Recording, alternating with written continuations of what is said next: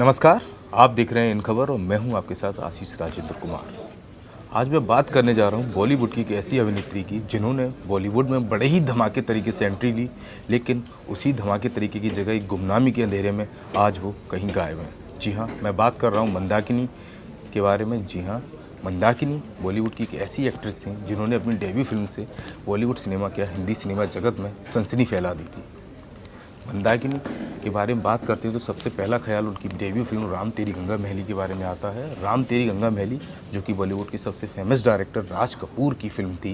यह फिल्म साल 1985 में आई थी। इस फिल्म में राज कपूर के बेटे राजीव कपूर लीड रोल में थे, साथ ही साथ मंदाकिनी भी इस फिल्म में लीड रोल में मौजूद थी। फिल्म के गाने के साथ साथ फिल्म की कहानी भी लोगों को काफ़ी पसंद आई थी। फिल्म काफ़ी सुपरहिट भी रही। तो वहीं मंदाकिनी ने अपनी एक्टिंग के साथ साथ अपने हॉट सीन से इस फिल्म को लेकर कहीं ना कहीं सिनेमा जगत में सनसनी फैला दी थी। लेकिन आज का दौर वो है कि मंदाकिनी कहीं ना कहीं एक ऐसे अंधेरे में गायब हैं जहां लोग नहीं जानते कि आज मौजूदा समय में वो कहाँ हैं, क्या करती हैं, क्या नहीं। वहीं फिल्मों के साथ साथ जो फिल्मी करियर मंदाकिनी का रहा, उसके साथ साथ अंडरवर्ल्ड डॉन दाऊद इब्राहिम से उनकी जो नज़दीकियाँ थीं वो भी जगज़ाहिर थीं, किसी से नहीं छुपी हुई थी। कहीं ना कहीं लोग ये भी मानते हैं और ये कहा भी जाता है कि मंदाकिनी का जो करियर था वो केवल दाऊद इब्राहिम की वजह से ख़राब हुआ था। दरअसल जिस तरीके से मंदाकिनी बॉलीवुड में छाने लगी थी, तो दूसरी ओर जो दाऊद इब्राहिम के साथ उनकी नज़दीकियाँ थीं वो उनके करियर को दीमक की तरह खाने लगी थी। ऐसे में हम बात करेंगे मंदाकिनी के बारे में कि आज के समय में मंदाकिनी क्या कर रही हैं, वो कहाँ मौजूद हैं और उनके साथ ऐसा क्या हुआ या फिर ऐसी वो कौन सी चूक थी जिसकी वजह से उनका बॉलीवुड का करियर तबाह हो गया। सबसे पहले बात करेंगे मंदाकिनी की डेब्यू फिल्म राम तेरी गंगा मैली हुई के बारे में। इस फिल्म में जब मंदाकिनी आई तो मंदाकिनी एकदम से बॉक्स ऑफिस पर धमाल कर दिया। फिल्म हिट हो गई, लोग मंदाकिनी को पसंद करने लगे, खोजने लगे, उनकी खूबसूरती के कायल होने लगे।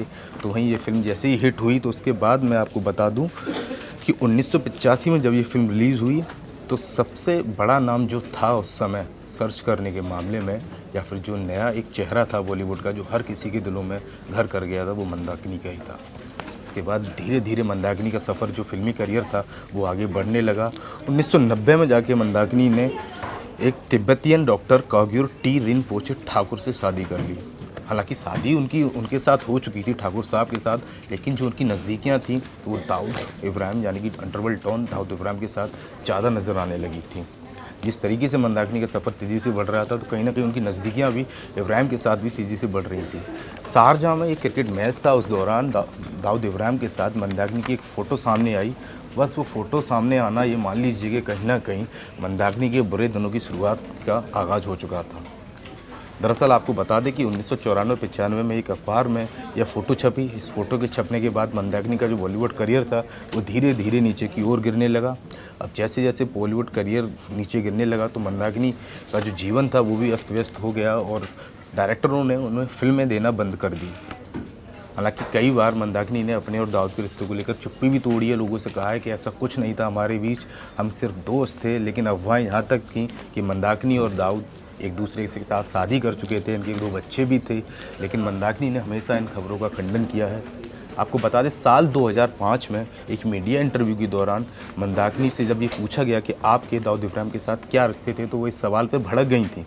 जी हाँ, इतनी ज़ोर से भड़क गई कि उन्होंने इंटरव्यू बीच में छोड़ने के लिए कह दिया। लेकिन बाद में जब मामला शांत हुआ तो उन्होंने बताया कि ये सब अफवाहें हैं और यही कारण था कि बॉलीवुड का जो मेरा करियर था, जो मेरा सफ़र था, वो साल 1996 में आई उनकी फिल्म जोरदार के बाद ख़त्म हो गया था।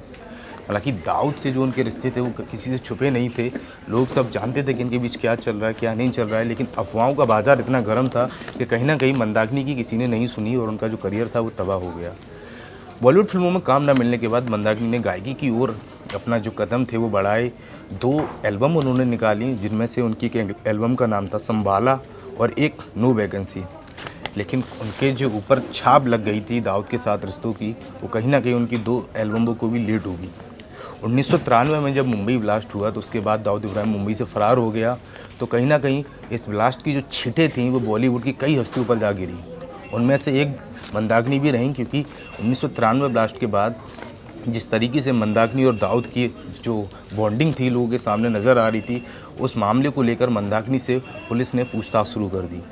हालांकि पूछताछ के बाद मंदाकिनी को क्लीन चिट मिली, लेकिन जो उनका करियर था वो एक तरीके से नीचे की ओर चला गया और उन पर जो कहते हैं धप्पा लग गया एक तरीके का कि हाँ, मंदाकिनी का करियर अब ख़त्म होने वाला है।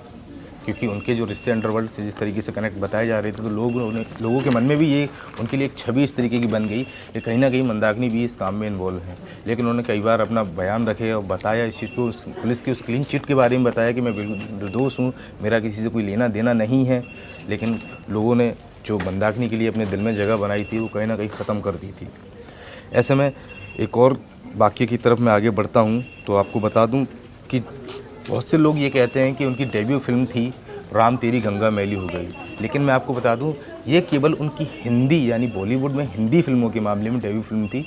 लेकिन बतौर एक्टर उनकी डेब्यू फिल्म एक बंगाली फिल्म थी जिसमें वो बॉलीवुड के सुपरस्टार और बंगाल फिल्म इंडस्ट्री के सुपरस्टार रहे मिथुन चक्रवर्ती के साथ अंधा विचार में पहली बार नजर आई थी। इसके अलावा मंदाकिनी ने जाल, लोहा, हवालत, परम धर्म, जीते हैं शान से, तेजाब जैसी कई सुपरहिट फिल्में की। लेकिन अपनी एक्टिंग के साथ साथ कहीं ना कहीं दाऊद इब्राहिम के साथ उनके जो रिलेशन थे वो भी एक चर्चा का विषय थे। फिलहाल अगर बात की जाए मंदाकिनी मौजूदा समय के बारे में तो आपको बता दें कि मंदाकिनी इस समय मुंबई में मौजूद हैं। वो अपने पति के साथ वहाँ रहती हैं, साथ ही वे तिब्बत हर्बल सेंटर चलाती हैं। इसके अलावा मंदाकिनी योगा क्लासेस भी देती हैं। आपको बताते हैं ठाकुर साहब और मंदाकिनी के 2 बच्चे भी हैं, जिनमें से उनके बेटे का नाम रब्बील और बेटी का नाम राबजे है। और आपको ये बता दें कि साल 2000 में उनके बेटे रब्बील का एक कार एक्सीडेंट में निधन हो गया था। यूपी की मेरठ की रहने वाली मंदाकिनी, जिनका असली नाम यास्मीन जोसेफ है, लोग उन्हें मंदाकिनी के नाम से जानते हैं। एक मुस्लिम परिवार से वो बिलोंग करती हैं।